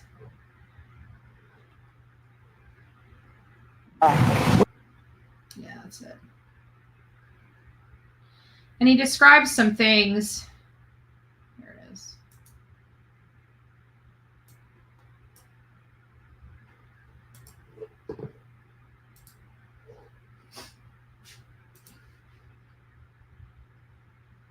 Ministers, welcome. She likes bracelets and jewelry, and she's just a round girl. Yeah. So let's take me back to that day when y'all were here swimming. Okay. You okay with that? Okay. So now I have to be honest with you. I thought Chris McDonough gave Candace and Dawn a fair shake. He wasn't nasty. He wasn't mean to them. But he's also a detective that knows how to read people, that knows BS, that knows that statements aren't adding up, that knows that their timeline is Swiss cheese. And he's just trying to find information. Don Wells started attacking Chris McDonough because he started saying all Chris McDonough wanted to do was try to destroy him. I truly believe Chris McDonough went out here, just like many of us have gone out to this area to find out the truth about what happened. And I find it awfully funny that everybody that goes out there that truly is trying to find out what happened to Summer Wells, we all end up coming back with the same conclusions.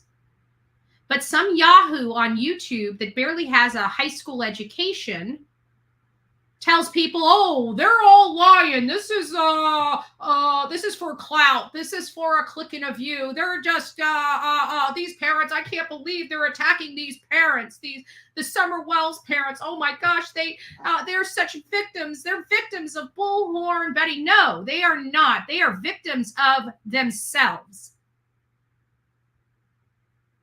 They are victims of themselves. People go out here and they have looked at this case many, many, many times. Not just me, not just MGL, not just Justice for All. I mean, we even have Stinton has the soup. I don't even know who she is. I just happened to meet her while I was out there. Smiley, Don B, right? All of these people, all of these creators that have gone out here and investigated this case all come back with the same conclusion. But some idiot on YouTube says, oh, these parents are great and everybody just wants to believe them. Oh, because they got Don Wells on there. It's disgusting. It's just insulting. It's insulting to Summer. It's insulting to Summer. And it's hard to watch. And it's hard to watch people attack other creators for telling the truth while these creators are trying to change the narrative, right? You can't change the narrative. These are the facts. You've seen the conditions Summer was living in. Let's hear her and see what Candace has to say about this water hole. There's a few key things that make me feel like something happened here. Never mind what Hunter said. We'll get to that in just a little bit. Maybe not today, but we will be getting to that. let's walk me down. Is this where you parked? Yeah, this is where I park. I park here all the time. All the time. And now, do you come here a lot? I used to come here a lot. Yeah. And do you bring the kids here? I'd bring the kids here all the time, and they'd either fish or swim. Okay. Whichever. Right. It's there's nobody down here hardly. Right. So it's away from. I don't like to be. Horse stable. The people at the horse stable said their truck left twice. Both Candace and Hunter have maintained that they went there until they had to leave to go get. They brought Grandis there. I think Grandis was with them when they showed up there. But the people over at the horse stable said that the truck left one time and came back. And I've always wondered, did they leave Summer in the water? The kids around a bunch of other kids because of all the sickness and stuff that's been going around, different kids and stuff like that. Yep. So this was more secluded, private kind of thing, I guess. Okay. Yeah, it makes sense. That makes I'm sense. more of a quiet kind of person. I don't like to be in a big crowd. Yeah. I tend to stick to myself and my She family. doesn't like to be in big crowds, but her house was a revolving doors for strangers. And that's it. Yeah. And when you guys got here, who was with you? There's a lot of rumors my about. mother was with me. Yep. And my daughter. Yep. Summer, and Hunter was with us. Okay. So you heard her. Her mother, Summer, Hunter, and her were the only ones together that day. Tell me about the dynamics of what everybody was doing. Who was doing what when you first got here? What happened? I got out of the car first, and then I opened the back door because my mom's got a double door on her truck. Right. So I opened the back door and I let her and Hunter out. Okay. And Summer's first thing is to run to the water, of course. Right. I was like, Summer, just wait. Let me get my stuff, and I'll walk over there with you. And she was. Do you believe that, Mother of the Year? I you know what? I don't know. But it's hard to believe after everything that I know about this lady. Waited for me, and I don't know. Hunter went off into the woods somewhere. I don't know. Now, where was Summer sitting? So you see how she just kind of discredited. She tried to, right from the gate, she tried to discredit Hunter. She basically said that Hunter got there and he ran off to the woods. Why did he run off to the woods? You know, she tried to say that she did not buy him that twisted tea. She tried to say she didn't buy him, the vape or anything like that she wasn't doing all that. Well, then why is he running off to the bushes right when he gets there? It sounds to me like he was wanting to go get tatered up. But his statement says he was by the truck with them, hanging out.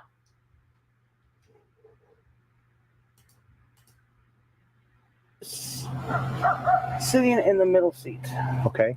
Hunter was sitting on the end. Okay. And my mom said, hold on a minute, so we'll wait for my mom to get out. Okay. And Hunter, he just done disappeared into the woods. I don't know where he went. Okay. Okay. And me and my mom and Summer walked over there, and we were just letting Summer play, and then Hunter eventually come back out of the woods wherever he was. Okay. And so let's walk over there. Show me. Listen to this, guys. You're going to want to listen to this. And I'll just follow you, okay? No. So he puts his hand back to the photographer saying, hang back. That's his hang back move. Not stop, just hang back past us. He doesn't want to crowd her while he's starting to pull in her emotions and walking through her and recounting her. But it's the statement that she says that has me believe that this whole situation, there's something more that happened at this water hole. And here's what it is. You on which direction? And everything's slow motion now. Right there. Everything is slow motion now. If you know anything about trauma or anxiety or things like that, when you're reliving something that was traumatic, it's in slow motion. And so that was one of the first things that we heard her say when she was out at this water hole, which caused us back at this time, 2 years ago, to really hone in on this water hole area, because you didn't hear her say that at the house, right? The house, according to Candace, is the place that Summer Wells disappeared from. But she didn't say that it's slow motion there at the house. She didn't seem like she had the traumatic event at the house. It sounds like whatever traumatic event happened at this water hole, because this is where everything is starting to be in slow motion for her. It was just a weird statement to say, especially since Summer disappeared from their home, allegedly, and not this water hole. Why is she having these behaviors at this area? Those are the issues that I think are important in this whole interview that Chris McDonough did. I know. So which direction does Hunter go? He went that way. He went that way. Now, was he in a bathing suit? Yeah, TBI searched No, everything. I think he just had his shorts and his shirt on. Okay, and And let me just comment on that, Allie. Just to let everybody know, not only TBI, but there were multiple searches done of the same areas. So they've searched other areas, but they've also come back and researched areas. So yeah, this stuff went. They did a lot of heavy searching.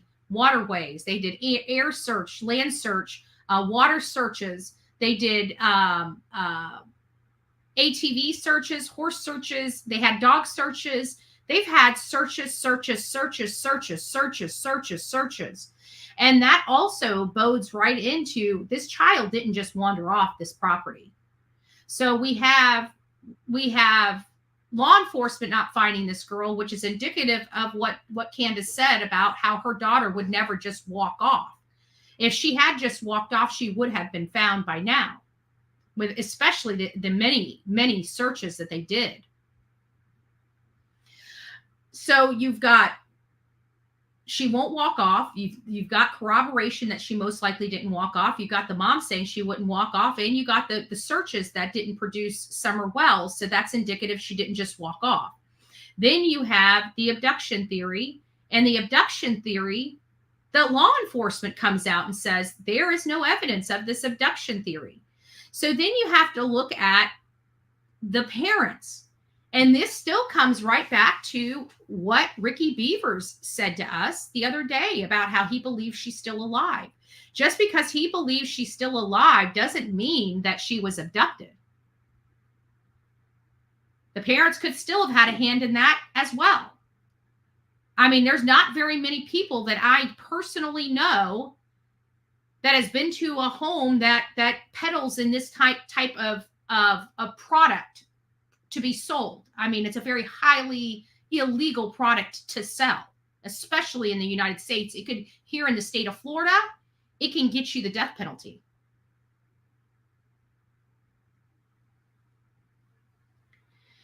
So again, there's only one person that I've ever heard that knows those types of places. And again, even if that were the case and we were to apply Ricky Beavers' perspective to this, it still comes back to the parents. We have law enforcement for almost three solid years adamantly proclaiming there is no evidence of this alleged abduction. And if they truly believe that this was an abduction, remember, Summer Wells, we all have been discussing these Amber Alerts and the criteria that is required to get an Amber Alert out there. They have an Amber Alert for Summer Wells that they are stating has never been abducted. That tells you a lot, because they have to have an idea of who may have taken her or a vehicle, yet they still have an Amber Alert and still met that criteria to have an Amber Alert. Something to think about. There's a lot of criteria that needs to be met to get that Amber Alert. And they are maintaining that Summer Wells was not abducted.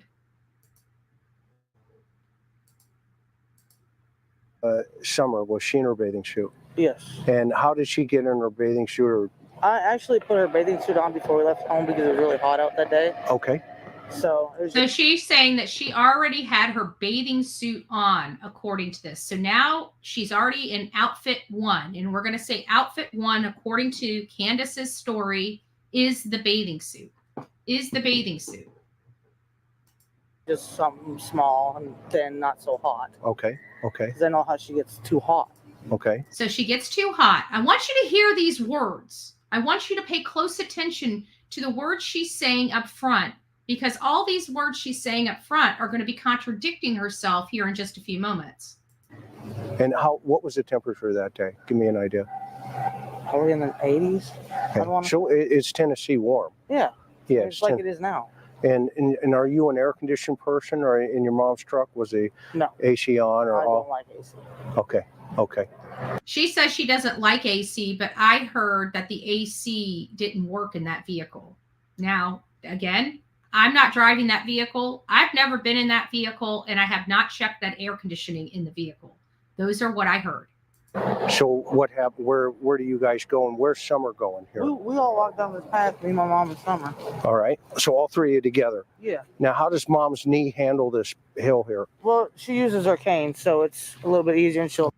And I will tell you, it is steep. You can see how steep it is because the photographer is literally above their heads, video down. And you're talking about a woman that just came out of the hospital just a few minutes prior to this, coming from the hospital because of her knee. And grandma walked down this steep embankment to go to the water. I don't know if I believe that, because if she got down, how can she get back up? She can, it's easier to go down an incline than it is to walk back up it. So she's saying she had her cane. Well, how did she put the pressure on her knee to climb back up? Something to look at. So hold on to my shoulder so Okay. she doesn't fall or nothing. So you're That's still going down. What about going up? You have to put your whole body weight on your knees and legs to climb. kind of escorting her down here. Yeah. And is Summer ahead of you or behind She's you? right here in front of me. Okay. You should walk me through that. Oh, we're just walking down through here. Now, I do also want to bring everybody's attention before we get down there that there is a video out where you can see how Summer acts in the presence of her parents. And this is a church event. And Candace is passed out in the benches at the church, passed out. Don is awake and paying attention to church while Candace is like this in church. Their daughter is running around so much while the church is in process that Miss Robin picks her up and holds her through the rest of the service. So when I hear that Summer is just right in front of Candace, I know that's not true because I've seen how Summer acts and how she runs around and how rambunctious she is. And I just don't think that that's a true statement based upon Summer's normal, spunky, behavior. So and I know many people that have been with me for a while know exactly what video I'm talking about, the church video, right? Remember that? It's at, what was that, at the Seventh-day Adventist? Somebody got it and released it online? I mean, usually, like I said, we go slow because of my mom's knee. Okay. Myself. Okay. I was just standing here at the end, and then, well, the water's up a lot further than it usually is. Usually it's down. You can usually see all that wood sticking up out of the water. And she was just playing right here. I will tell you, on Summer Wells' 2-year milestone of her disappearance, we wanted to let law enforcement know that we still cared about her, that we were still fighting for her. We didn't want them to stop fighting for her. So we did it in front of the sheriff's department. It was the safest place to do it. And not only that, it's not just about doing something on behalf of Summer's Day, but it's about advocating for her name, and letting law enforcement know there's still a lot of people that want answers.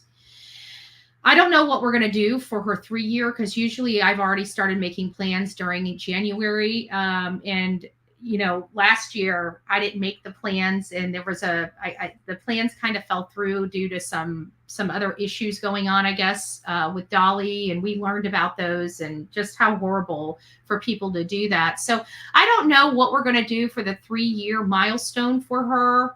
And that'll be June 15th. But if I do have a hand in anything, it's most likely going to be back at that sheriff's department, because that's where I want the avocation to be. I want them to quit forgetting about her, quit forgetting about that precious, beautiful face and that precious, beautiful name. I think that we've been entirely too quiet in this case, personally. I truly do believe that we're too quiet. Things kind of settled down. And we did that for a reason. In my opinion, law enforcement was begging us just to get our foot off their neck and let them do their job. And that's what we did. And guess what? Now we've got a cold case. This is the problem. Now we've got a cold case. We try to do it today and we get cold cases. So it's a little disheartening. And it's just, I know that there's a path forward with justice for her, but the way it's looking right now is if this is going the way it's going, it's going to be 7 years before we see any justice for her. And I just wish somebody could assign a guardian ad litem, or maybe the guardian ad litem for the brothers start advocating to, have her deemed deceased. Then the case can start moving forward. The courts need to deem her deceased so they can start having a meaningful death investigation, because it's just my opinion. I know Ricky Beavers is on the other hand and does not believe that she's gone, but she hasn't been seen, in my opinion. Oh, that's nice. Okay. Oh, all right. So paralegal Liz is at the courthouse. She had already planned on going. And actually was informing me yesterday that she was planning on going today, and I hadn't realized. And she's like, I think you missed my message. And then she was explaining it. And I said, well, there was no way I'd be able to get up there anyway. And then she said she figured, but that she had gotten off work to go. So she can't take her phone in. She just let me know that she got there, got a great parking spot, but can't take her phone in. So as soon as we get some information back from her, we will share that with all of you. Oh, I wanted to show you. I got my card in here. Let me show you the photos. Before we get going on Summer Wells and the rest of this, I'm going to stop and just take a break. I want to show you these photos.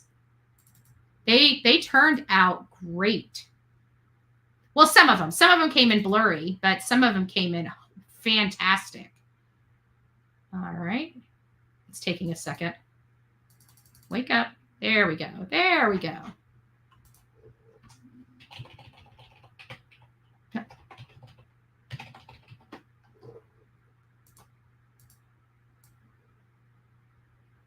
I forgot I had the camera.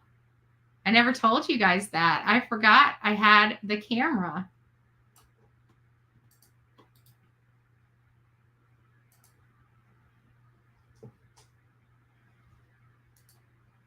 All right, I'm gonna have to take Candace off just for a second so I can show you guys all these photos that we got.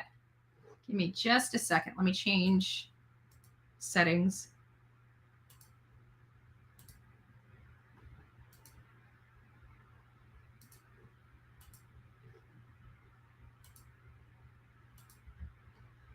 Here we go. This was from the trip to Beaufort. They had a beautiful courthouse. That's a beautiful courthouse. Beautiful photo. And of course, I just take them from different angles.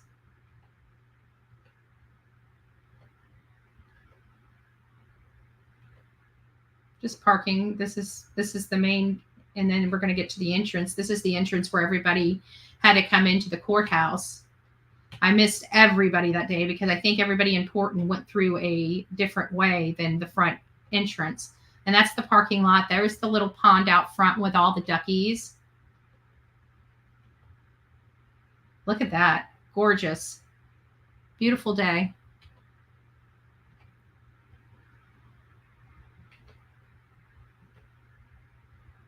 That was, who was that? Court TV. That was Court TV. And then we're going to get down there. There's the attorneys walking out. There's Poot and Magoo. I actually like them now. I think they're pretty good in their lawyering. But I don't like them representing. Some of them are clear. That one's good. And then I got him looking right over at me. It was perfect there. Look at that face. Holy crap. Let me see if I can blow this up.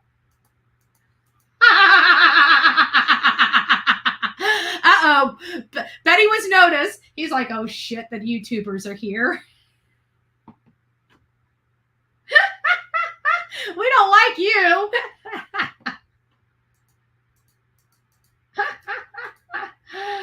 Oh, that's great. That's good stuff right there. You ain't getting this stuff anywhere else. This is on the Bullhorn Betty channel, right?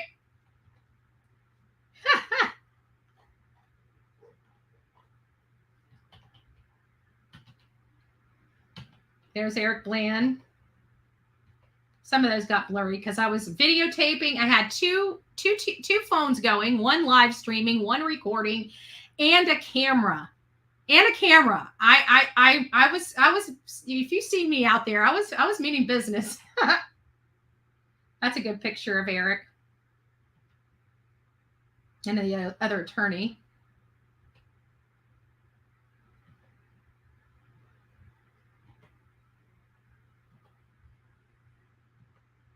And then, of course, Creighton. I think that's it. Yeah, there it is. So there you guys have it. That was, I never got a chance to show you guys those photos because it was, I just never had them, I forgot all about them, to be honest with you. I forgot all about them. So let's get back to Candace. I just wanted to take that little detour. And we're back here. So now we're back here. Oh, I remember what I said when I was going to talk about this area here. I went into this water. As soon as the water moved, the most putrid smell that you could ever imagine came out of that water. When I got out of that water, I wanted to clean myself with bleach. As a matter of fact, I think we ended up getting some bleach wipes or Clorox wipes and wiping our bodies down with them. It was so disgusting. That water was nasty. And I can tell you that there is runoff from those animals at that horse stable because you can smell horse in that water. It's disgusting. It's disgusting. And Summer was swimming in this water. I have not seen a whole lot of people in this water in this area. Usually they go out and maybe swim with the boats and stuff like that out in the main thing. But I've seen people fish in here, but I haven't seen, outside of us going into the water, I haven't seen anybody playing in this water out of all the times I've went out there, ever. And what time do you get here about, if you remember? I couldn't even tell you, to be honest with you. Time is... I don't keep track of time. No, I understand. I get up in the morning, I do my thing with the kids, and then we go to bed. Okay. I can promise you, I don't keep track of time either, but I know where I'm at, I know that morning I'm doing this, by noon I'm doing this, by afternoon I'm doing this, by evening I'm in bed, right? I know my day. I don't know specific times of the day, but I think if I had to sit down and go through my day line by line, I think I could do it. I really do. Off the top of my head, maybe not. But if I had to, say if there was a police investigation where they want me to put down in writing where I went in an entire day, I think I could probably do that to the best of my ability. Would it be off a little bit? Yeah, I think it probably would be off. And I think that they anticipate it being off slightly. But from what I'm understanding is they went back to the wells multiple times to fix their timeline, that there was holes in their timeline that didn't add up. And from my understanding, they've never been able to explain those anomalies. And that's why they're still persons of interest. That's my understanding. I can't even tell you. I know I went to the hospital at 8 with my mom, dropped her off. And I was sitting there and Hunter called me and asked me what I was doing. I said I was sitting at the hospital in the parking lot waiting on my mom to get done. And he said, well, why don't y'all come over? I said, well, as long as your mom says it's okay. And I guess he woke her up or said something to her. And he said, yeah, she said that's fine for a little bit. Because I guess his grandma was coming over, so she don't like her. I don't like her either. So. Okay. Yeah, that's true. Yeah, well, yeah. Seems like you guys have had a falling out. There's no question about that. Yeah. And, it was stupid part on Al, really, honestly. And they start getting into conversations about Allie. I think that's really the nuts and bolts of it is, she had some issues going to the water hole, but she didn't have issues, those same type of issues when she was walking around the house. So it seems like in reality that something traumatic happened at this water hole. You know, this is where everything starts becoming slow for her. This is where, you know, the story starts getting a little mucky. Okay. Everything else is following a good timeline until you get to this area of the day. And then this whole area of the day is so confusing and convoluted. And then they make it home and she disappears.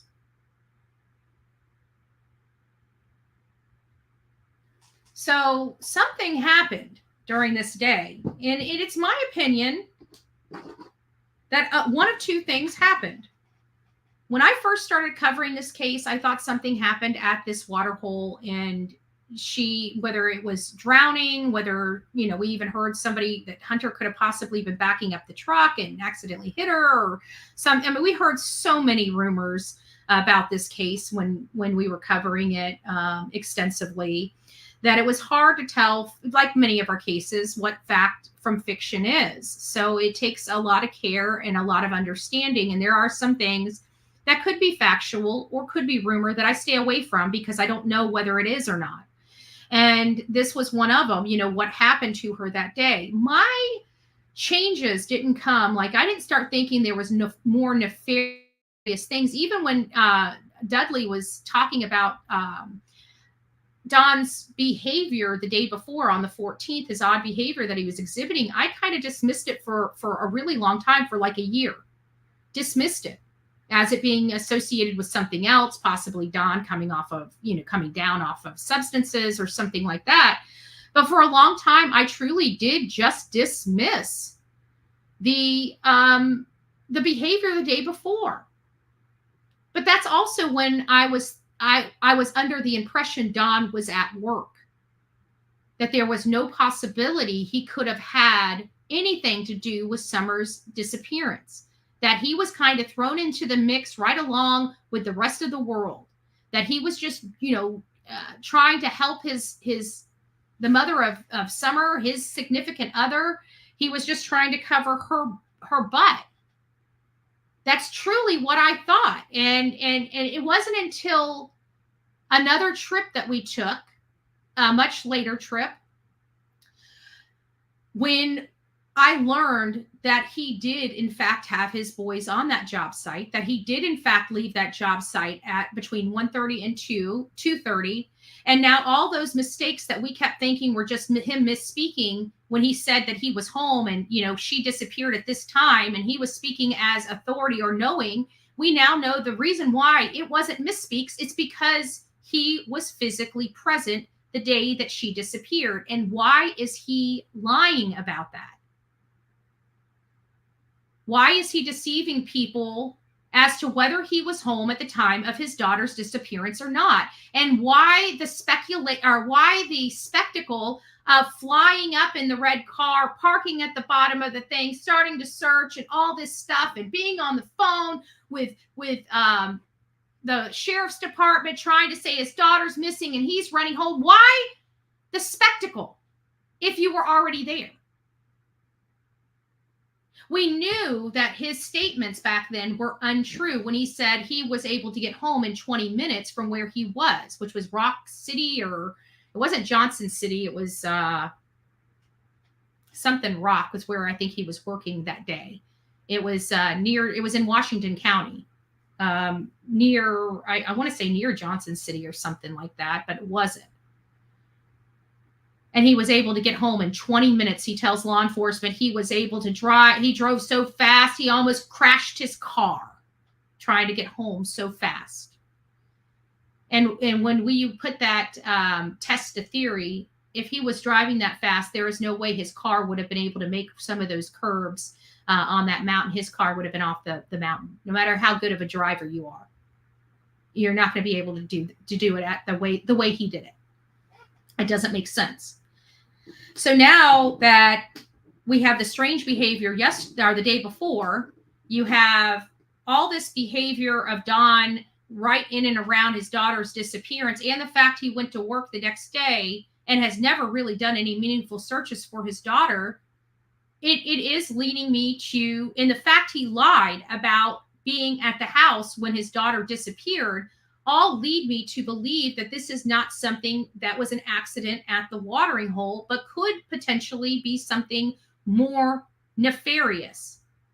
They had just had the Department of Children and Family Services there. They had a private conversation with Summer. The next day, Summer is gone, and the rest is history. It's just, if this is all coincidences, then the Wells have the worst luck in the world. The worst luck in the world, right? The victims of this mean campaign against them. I've given Don, and I've given Don all of the opportunities in the world. One thing that man cannot say that I have not provided him was every opportunity in the world to speak to me and have a conversation with me. And just recently, he finally did have the conversation with me. But again, as nice and as friendly as that conversation was, he did not give me any information. He did not answer my questions. He did not maintain eye contact. And when he was caught in misinformation or misleading me, he would just change the subject and never correct the statement. I never had to raise my voice. I never had to treat him like crap. I never had to talk down to him. And I was able to get everything I needed from him that day to find out if I was on the right track or not. He had an opportunity to sway my mind, not like my mind has to be swayed. I am not law and order. I'm not a judge or jury or anything like that, but I am a strong advocate against that family. And you know what? At the end of the day, how can he be so disrespectful to me? He hasn't really been disrespectful. I mean, at the beginning, yeah, he was, but he hasn't really been, because he knows damn well I'm trying to truly look for his daughter. I have no ill intent on trashing him or Candace for no reason. There's a reason why I'm sitting here and I'm putting them under a microscope. And quite frankly, I think Grandis needs to be under the same scrutiny. But she's not for some reason. Because let's face it, Grandis is the one that's been around for Rose Bly's disappearance and now Summer's disappearance, and both of them disappeared without a trace.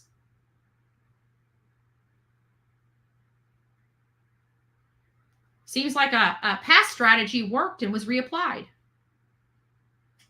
in my opinion.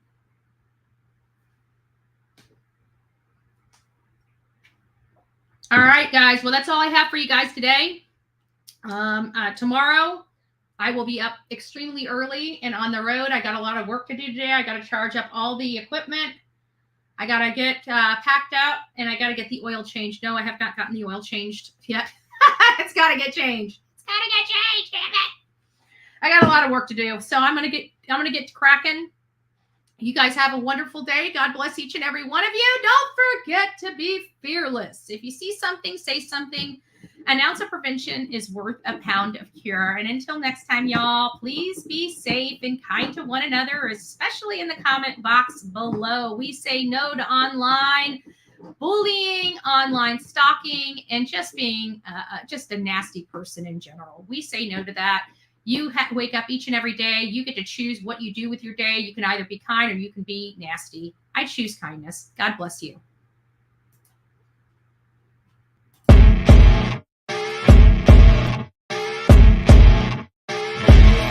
As you wake up in the morning, you want to find the latest, greatest information about criminal cases and have an intuitive conversation about the suspects associated with these cases.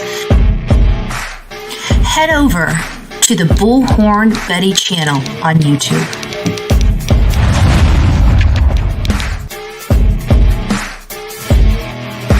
Get breaking news right here on the Bullhorn Betty channel. Welcome to the Bullhorn Betty Coffee Club. Enjoy your stay and enjoy your day.